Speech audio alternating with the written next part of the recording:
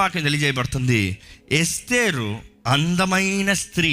అది మాత్రమే కాదు కానీ తన పైన షీ హ్యాడ్ ఫేవర్, మనుషుల దయ ఉండిందంట. వాక్యం చదవండి, ఎక్కడ చూసినా మనుషుల దయ ఎంతో ముఖ్యమండి. ఈరోజు మనం అనుకుంటున్నాము మనుషుల దయ మనకు అక్కర్లేదు అనుకుంటున్నాం. మనుషుల దయతో నాకేమన్నా, నాకు దేవుడు అన్నాడు, మనుషుడి దయ ఎవరికి కావాలరా?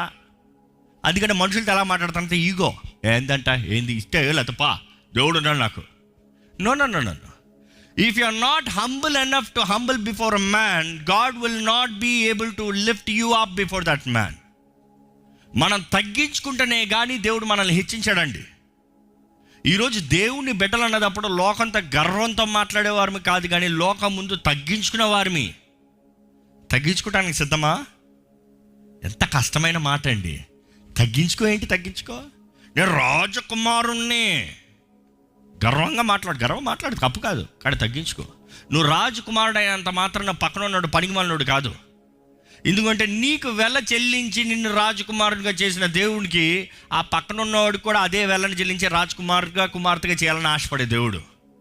So you are no more valuable than the other one who God loves. దేవుడు అంటాడు, నీకు నీ పక్కోడికి సరిలేదు అనుకో, నీకు నాకు సరిలేదు. ఎందుకంటే వాడు నా కుమారుడే, నువ్వు నా కుమారుడువే. మీ అందరికీ నేను వెల నా రక్తాన్ని చిందించాను. That's nothing different. ఈరోజు నాకు మీకు ఏమైనా తేడా ఉందా అండి? నథింగ్. మనం అందరం దేవుని బిడ్డలమే. నమ్మేవారు హల్లెలూయా చెప్తామా? ఆయన ప్రియమైన బిడ్డలమండి. There is no doubt about it.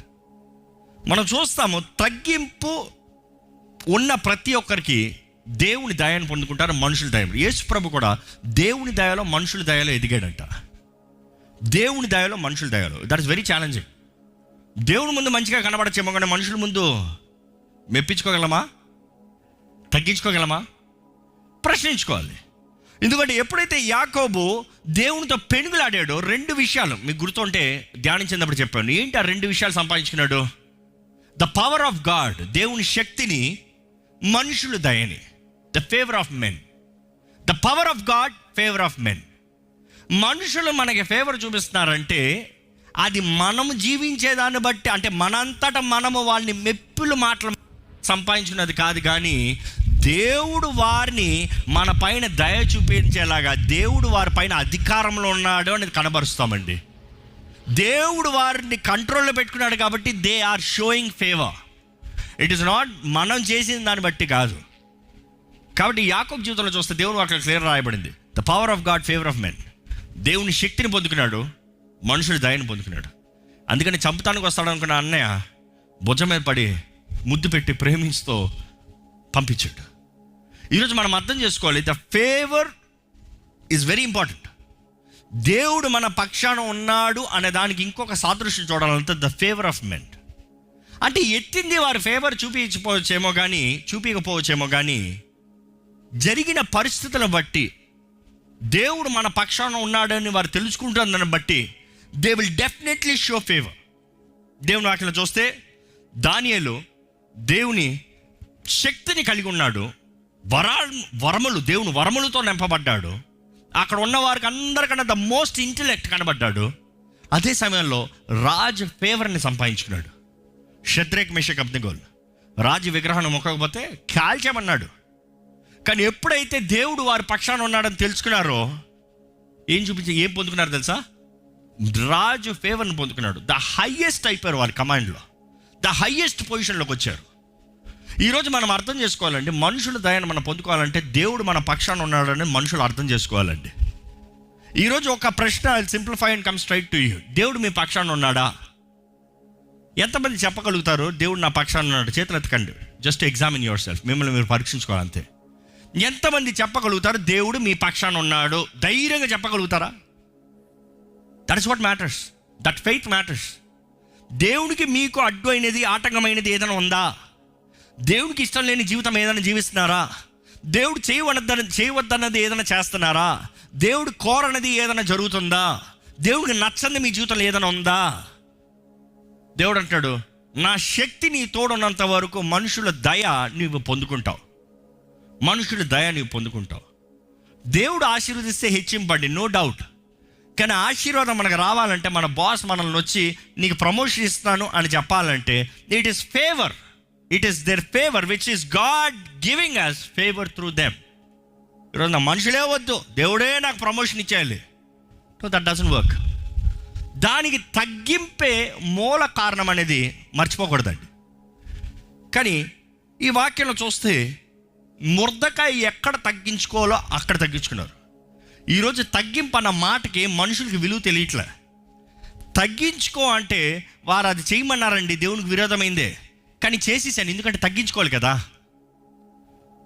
ఏంటి పాప కార్యములు, దేవునికి ఇష్టం లేని కార్యములు, దేవునికి విరోధమైన కార్యములు, దేవుడికి అంగీకారమైన కార్యములు చేస్తాం తగ్గింపా? No. See, you need to learn the balance of life, the art of life. ఏది చేయాలి, ఏది చేయకూడదు, ఎక్కడికి వెళ్ళాలి, ఎక్కడికి వెళ్ళకూడదు. What is your extent? ఏం చేయాలి? మా సార్ చెప్పారు సిగరెట్ తాగమన్నారు, తగ్గించుకోవాలి కదా, ఆయన చెప్పిన మాట కాదనకూడదు కదా, అందుకని తాగేశాను. అది తగ్గించుకుంటామా? Always remember, say no to sin. పాపానికి ఎప్పుడో no no. Bold enough to say no to sin, humble enough to say I'm sorry, నన్ను క్షమించండి, నేను చేయలేను. ఈరోజు దేవుడు మనల్ని పరీక్షిస్తూనే ఉంటాడండి. మన జీవితంలో ఎల్లప్పుడూ పరీక్షిస్తూనే ఉంటాడు. దేవుడు మనల్ని అధికంగా పరీక్షించే కొలది మనం ఎక్కువ హెచ్చించబడతామండి. విచ్ మీన్స్ ఆయన పరీక్షించిన ప్రతిసారి ఇంకొక లెవెల్, ఇంకొక స్టాండర్డ్, ఇంకొక డైమెన్షన్లో ఆశీర్వదిస్తాడు. ఈరోజు దేవుడు తన హెచ్చింపు మీ జీవితంలో ఇస్తున్నాడా? మీ జీవితంలో హెచ్చింపు ఉందా? Examine your self. 10 years back వెళ్ళండి, 10 సంవత్సరాల ముందు ఇప్పుడు మీ జీవితం అట్లే ఉందంటే నిజంగా హెచ్చింపు ఉందా పరీక్షించుకోవాలి. ఏంటండి దేవుడు ఎప్పుడు ఆత్మ సంబంధమైన కార్యాలే కదా, లోక సంబంధమైన కార్యాలంతా ఏమి ఉండవండి. You are fooling yourself. No. లోపల నుండి బయట నీ ఆత్మ వర్ధిల్తున్న రీతిగా నీవు అన్ని విషయముల్లో వర్ధిల్లాలి. అన్నిటికన్నా ముఖ్యంగా అంటాడు, అబోవ్ ఆల్, అన్నిటికన్నా ముఖ్యంగా నీవు తెలుసుకుంది నీ ఆత్మ వర్ధిల్తున్న రీతిగా నీవు అన్ని విషయముల్లో వర్ధిల్లాలి. అంటే మొదటిగా ఆత్మ వర్ధిల్లాలి, రెండోదిగా మన జీవితం అన్ని విషయాల్లో వర్ధిల్లాలి. హెచ్చింపు లేదు, ఆశీర్వాదం లేదు, దీవెన లేదు, అదే లెవెల్, అదే ఇది అంటే no. I'm not talking materialistic, I'm talking about God's promises. దేవుడు ఆయన ప్రజలను ఆశీర్వదించినప్పుడు ఆత్మలోనూ ఉండింది, క్రియల్లోనూ ఉండింది. ఈరోజు దేవుడు కేవలం ఆత్మ ద్వారా no, he wants to bless you completely. యేసుప్రభువు అంటాడు ఇహమందు పరమందు. ఇంక ఇహమందు లేకుండా కేవలం పరమందు అని చెప్పి ఉండొచ్చు కదా. యూ హ్యావ్ టు రిమెంబర్, దేవుడు మనల్ని హెచ్చించే దేవుడు, కానీ మనం తగ్గించుకుంటే if you submit, if you humble enough, దేవుడు అంటాడు యూ విల్ హ్యావ్ ఫేవర్. ఈరోజు ఎంతోమంది క్రైస్తవులను వెళ్ళబడతారు, కానీ వారి ఉద్యోగాల్లో భేదాలు, గొడవలు, ego issues. Because of your ego you are not getting your benefits. మీ ఈగోని బట్టి మీకు హెచ్చింపు రావట్లే. మనం అంటున్నాం దేవా నా హెచ్చింపు రావట్లేదు చూడు, నాకు ప్రమోషన్ ఇవ్వయ్యా, నాకు ఆశీర్వాదం ఇవ్వయ్యా, నాకు ఇది చెయ్యా, నాకు అది. దేవుడు నువ్వు తగ్గించుకుంటే వాళ్ళు ఏమనుకుంటారు నా గురించి? నా జాతకాన్ని అనుకుంటారు కదా. నేను నిన్ను హెచ్చించేది అని నువ్వు నమ్మితే మనుషుడు ఏమనుకున్నా కూడా నువ్వు బాధపడవు. If God is the one who is blessing you, if you believe that, you will never care about what people say.